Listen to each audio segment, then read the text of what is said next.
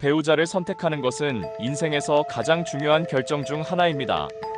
크리스찬 청년들은 단순히 감정이나 조건이 아니라 하나님의 뜻과 성경적 가치관을 중심으로 배우자를 선택해야 합니다. 그렇다면 성경은 어떤 기준을 제시하고 있을까요? 그리고 이 기준이 현대 사회에서 어떻게 적용될 수 있을까요? 첫째, 성경적 기준으로 본 하나님이 기뻐하시는 배우자의 조건. 첫째, 신앙이 같은 사람입니다. 고린도후서 6장 14절에 보면 너희는 믿지 않는 자와 멍에를 같이 하지 말라 했습니다. 기독교 신앙은 삶의 중심이기 때문에 같은 믿음을 가진 배우자와 함께하는 것이 중요합니다. 신앙이 다르면 가치관의 차이로 인해 갈등이 생길 가능성이 큽니다. 단순히 기독교인이라는 이유만이 아니라 예수님을 진정으로 사랑하고 믿음의 삶을 살아가는 사람인가를 살펴야 합니다. 교회 출석 여부뿐만 아니라 신앙의 성숙도와 삶에서의 열매를 보아야 합니다. 성품이 신실한 사람입니다. 잠언 31장 30절에 보면 고운 것도 거짓되고 아름다운 것도 헛되나 오직 여호와를 경외하는 여자는 칭찬을 받을 것이라. 외적인 조건이 아니라 하나님의 성품을 닮은 배우자를 찾는 것이 중요합니다. 정직하고 책임감 있는가? 겸손하며 다른 사람을 존중하는가? 분노를 조절할 줄 알고 성숙한 대화를 하는가? 이러한 성품은 연애 초기에 드러나지 않을 수도 있지만 일상 속에서 나타나는 작은 행동과 태도를 보면 알 수 있습니다. 같은 인생의 목적을 가진 사람입니다. 아모스 3장 3절에 두 사람이 뜻을 같이 하지 않고서야 어찌 동행하겠으며 했습니다. 배우자는 단순히 함께 사는 사람이 아니라 같은 길을 가는 동반자입니다. 따라서 인생의 목적과 가치관이 비슷한 사람이 중요합니다. 결혼 후 신앙생활, 자녀 교육, 사역, 직업, 재정 등에 대한 방향이 비슷한가? 섬김과 희생의 마음으로 결혼을 준비하는가? 사랑과 존경이 가능한 사람입니다. 에베소서 5장 33절에 그러나 너희도 각각 자기 아내 사랑하기를 자기 자신과 같이 하고 아내도 그 남편을 존경하라. 결혼 생활은 서로 사랑하고 존경할 수 있어야 합니다. 상대가 나를 사랑하는 방식이 성경적이며 건강한가? 존경 상대가 존경할 만한 가치와 삶의 태도를 가지고 있는가? 두 번째, 현대 사회에서 본이 될 수 있는 배우자 선택 기준으로는 책임감과 경제적 준비가 있는가? 결혼은 현실적인 문제, 재정, 직업, 가정 운영도 함께 고려해야 합니다. 상대가 책임감 있는 태도로 삶을 살아가고 있는가? 이 의사소통 능력과 감정 조절은 어떠한가? 갈등이 있을 때 건강한 대화로 해결할 수 있는가? 감정을 조절할 줄 아는 성숙한 태도를 가졌는가? 가정과 주변 관계를 존중하는 사람인가? 부모, 친구, 동료들과의 관계를 보면 그 사람의 인성을 알 수 있습니다. 가족을 존중하고 다른 사람과 건강한 관계를 맺는 사람인가? 나의 신앙과 성장을 돕는 사람인가? 배우자는 나의 신앙과 삶을 성장시키는 사람이어야 합니다.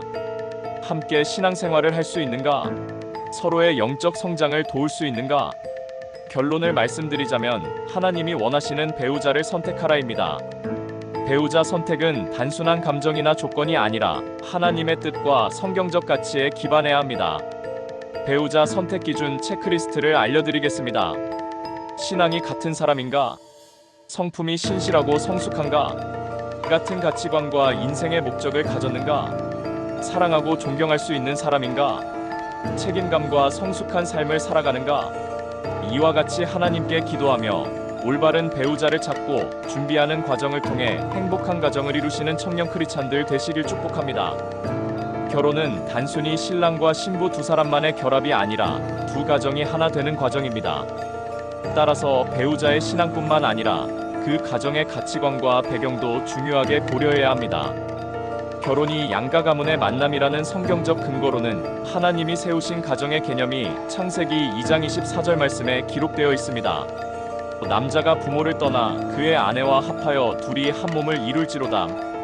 결혼은 단순히 개인적인 선택이 아니라 하나님이 세우신 가정 공동체의 확장입니다. 부모를 떠나라는 말은 부모의 권위를 벗어나는 것이지만 동시에 양가 가문의 연합이 필요함을 의미합니다. 성경 속 결혼에서 가정 배경이 고려된 사례가 나오는데 아브라함이 이삭의 배우자를 선택할 때입니다. 창세기 24장에서 아브라함은 이삭의 아내를 선택할 때 믿음이 같은 배경을 가진 집안, 자기 친족에서 배우자를 구하도록 명령했습니다. 이는 단순한 혈연 관계를 넘어서 같은 신앙과 가치관을 공유하는 가정이 중요함을 의미합니다. 룻기 4장에 보면 보아스와 룻의 결혼 이야기가 소개되는데, 보아스는 룻과 결혼하면서 단순히 개인의 선택이 아니라 가족과 공동체의 승인을 받는 과정을 거쳤습니다. 이는 결혼이 개인만의 문제가 아니라 가문과 공동체의 연합임을 보여줍니다.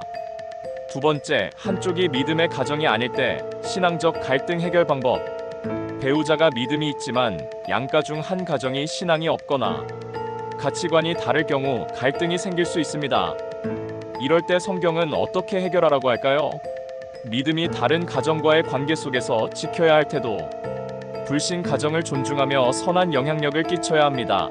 베드로전서 3장 1절부터 2절에 보면 아내들아 이와 같이 자기 남편에게 복종하라. 이는 혹 말씀을 순종하지 않는 자라도 말로 말미암지 않고 그 아내의 행실로 말미암아 구원을 받게 하려 함이니, 배우자의 가족이 믿음이 없을 때 말이 아닌 행동과 사랑으로 복음을 증거해야 합니다. 신앙적인 차이로 인해 다툼이 생기지 않도록 존중과 섬김의 태도를 가져야 합니다. 평화와 화목을 위해 기도해야 합니다.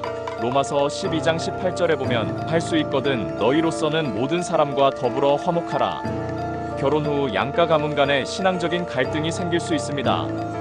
그러나 성경은 평화를 위해 노력하고 하나님의 때에 변화될 수 있도록 기도하라고 가르칩니다. 세 번째, 신앙적 본을 보이며 차이를 극복해야 합니다. 이같이 너희 빛을 사람 앞에 비치게 하여 그들로 너희 착한 행실을 보고 하늘에 계신 너희 아버지께 영광을 돌리게 하라. 믿음이 없는 가정일지라도 신앙적으로 성숙한 모습을 보이면 점차 그 가정도 변화될 수 있습니다. 다툼이 아니라 사랑과 섬김으로 하나님을 나타내야 합니다. 세 번째, 믿음이 다른 가정과의 갈등이 예상될 때 고려해야 할 점은 결혼 전 반드시 기도하며 신중하게 결정해야 합니다. 믿음의 가정이 아닐 경우 결혼 후 신앙적으로 어려움을 겪을 가능성이 크기 때문입니다. 하나님께 기도하며 하나님의 뜻이 맞는 결혼인지 분별해야 합니다. 결혼 후 배우자와 믿지 않는 가족을 위해 지속적으로 기도해야 합니다. 믿지 않는 가정도 하나님의 은혜 가운데 변화될 수 있도록 인내하며 기도해야 합니다. 불필요한 신앙적 논쟁을 피하고 사랑과 존중을 실천해야 합니다. 신앙이 다른 가족들과 불필요한 논쟁을 피하고 오히려 선한 행실로 신앙을 보여주는 것이 중요합니다. 배우자와 신앙적으로 깊은 대화를 나누고 함께 성장해야 합니다. 배우자의 신앙이 흔들리지 않도록 함께 기도하고 신앙생활을 유지하는 것이 중요합니다. 결론을 말씀드립니다. 신앙과 가정의 조화를 이루는 지혜로운 선택을 하시길 바랍니다.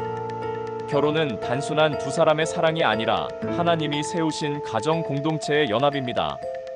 따라서 배우자의 믿음뿐만 아니라 가정적 배경도 신중하게 고려해야 합니다. 만약 한 가정이 믿음이 없을 경우 사랑과 존중으로 섬기며 신앙을 본으로 보이는 것이 중요합니다. 무엇보다도 하나님께 기도하며 지혜롭게 결정을 내리고 갈등이 있을 때마다 하나님께 맡기는 믿음의 태도가 필요합니다. 하나님의 뜻 안에서 아름다운 결혼과 가정이 이루어지기를 바랍니다.